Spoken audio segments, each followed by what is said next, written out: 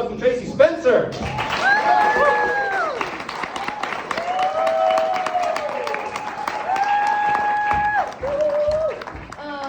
I am super psyched to be here tonight. It has not been easy being a comic during COVID.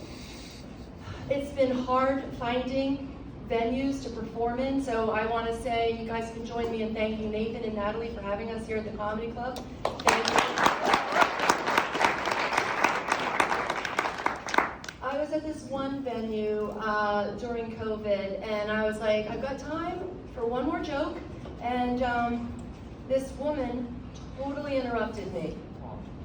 She was like, we have bagged your groceries, we've put it in the shopping cart, we need you to leave Hannaford's before we call security.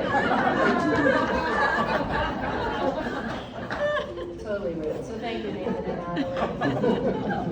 A couple of weeks ago, I tore my hamstring on a first date by doing a cartwheel.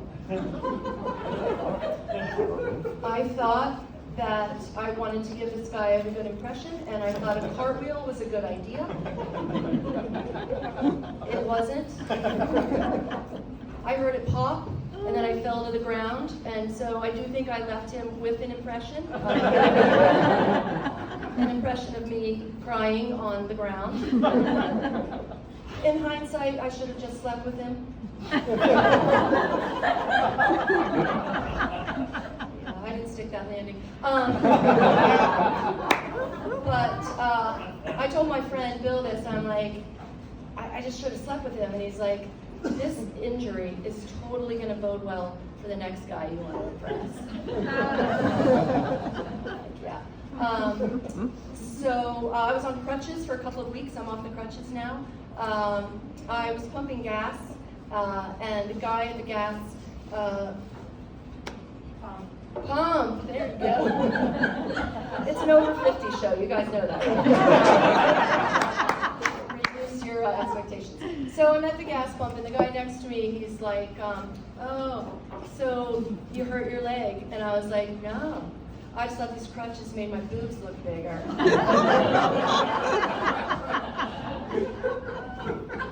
I bet you guys didn't think that when you came to an over 50 comics comedy show that there would be cartwheel jokes. It's like, yeah, she's over 50, she did a cartwheel, she's gonna sleep with the next guy she meets, and 50 is the new 18, I guess. I don't know how this is gonna bode for skiing. I like skiing. I don't know what it's gonna be like. I like skiing at Bolton. Bolton, I like because they make safety such a high priority. Last year, my girlfriend and I, we were on a chairlift and we slipped off. And immediately, that lift attendant put down his bong. I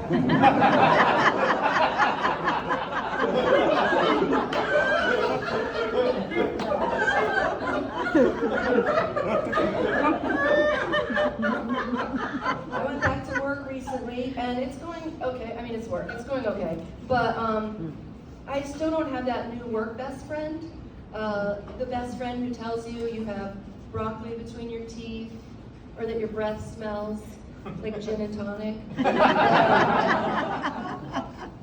Still haven't found her yet.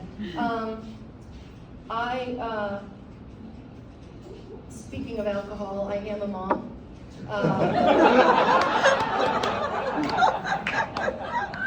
My friends' kids, they have already moved out or gone to college or something. They're in that empty nest phase. But my kids are a little bit younger, so I'm in that phase that's called, could you please get out of my nest before I lose my mind? And what do you mean you backed into a car? How could you have lost your retainer again? Don't slam the door, stop screaming at your sister, quit telling me to relax, I'm not stupid, I know what hot smells like, and where the hell did I put my wine glass?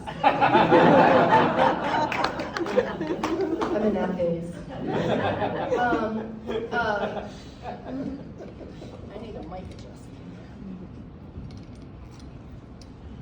So sometimes, though, I get insecure about my parenting. I do. I have this one friend, and she's always bragging about what a great mom that she is. And recently, she told me that she bought her kids tickets to Greece for Christmas. And I was like, well, my kids don't like musicals. And she said, no, not the play, the country. And I was like, well, my kids don't like you. But she triggered me, she did. So I went home and I asked my daughters, I said, am I a good mom? And what my youngest said to me, like it almost made me cry. She was like, Mom, you are not a good mom.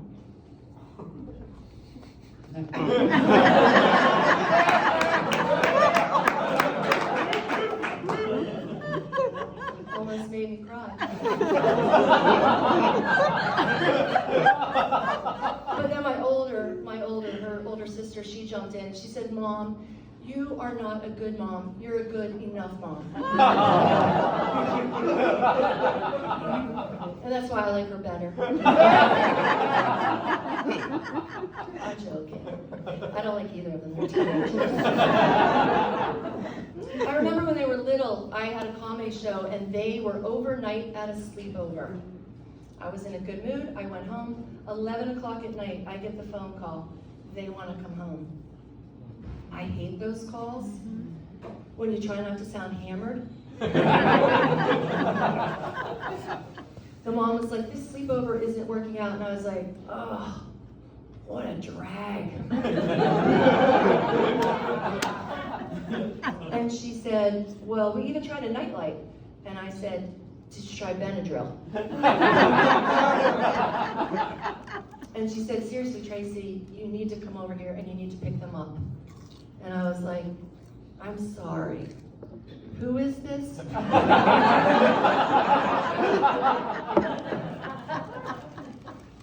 I am single and dating. It's going good. I mean, it's better than when I was married and dating. But I recently realized that since my birthday month, April, there has been a typo in my Match.com profile. Since April, it has said, I am excited to get out there and date again, and I am fully waxed.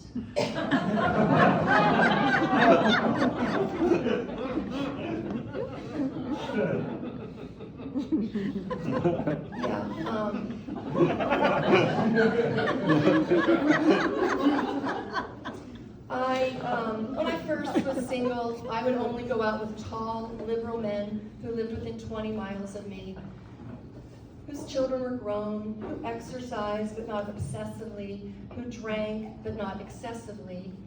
And then after I went out with those two guys, I had to widen the field. And at first, when I would read a dating profile, if there were spelling or grammatical errors, I would swipe left. No, thank you. But I've been out there for a while, and I've had to lower the bar. This week I read on a guy's profile, I think what he wanted to say was that he was very conscientious. But instead what he said was he was very conscious.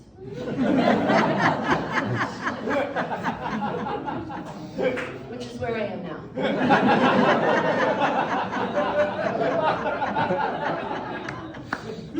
Do you have a pulse?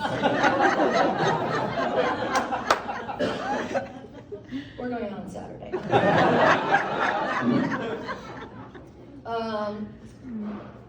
I had a one-woman show, 61st Dates, that they mentioned. Yeah. Oh, thank you.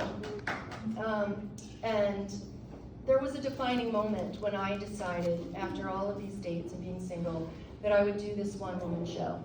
And the defining moment was I had been out with this guy a number of times, and we went back to my place, and he slept over, and I don't exactly know how to say this, but let me put it like this. While this guy wasn't a mechanic, he spent a considerable amount of time under the hood. And in the morning, when we woke, he said that he didn't think that we should date each other, that he was feeling a real friend vibe towards me. A friend vibe. Is this what friends are doing for each other? I have got to make new friends. I have been a terrible friend.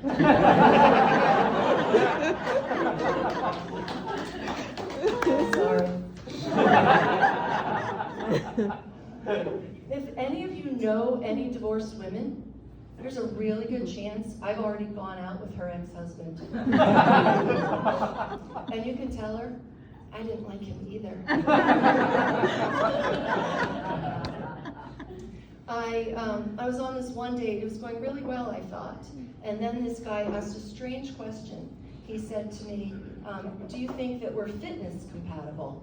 And I was like, yeah, I do. I've done a bunch of marathons and triathlons, and I hike and I bike, and I assumed that we were fitness compatible. But he had a follow-up question, a couple of follow-up questions. He wanted to know if I could hike as far as he could hike, and could I bike as long as he could bike. And I think I got a little bit defensive. I do. I said to him, I think the question that you want to ask me is, can I go fuck myself as much as you can go fuck yourself?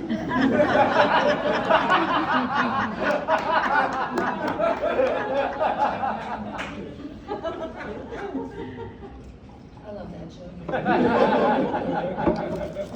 I had this other date also, it was going well, and I was telling this story in a very animated fashion. I'm animated, and the guy says to me, "Are you bipolar?"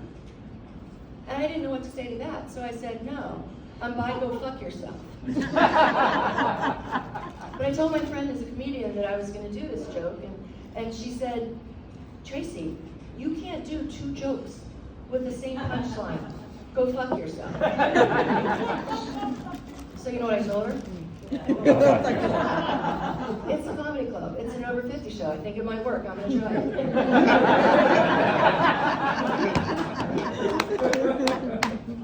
And then I told her to go fuck herself. You guys have been delightful. Thank you very much.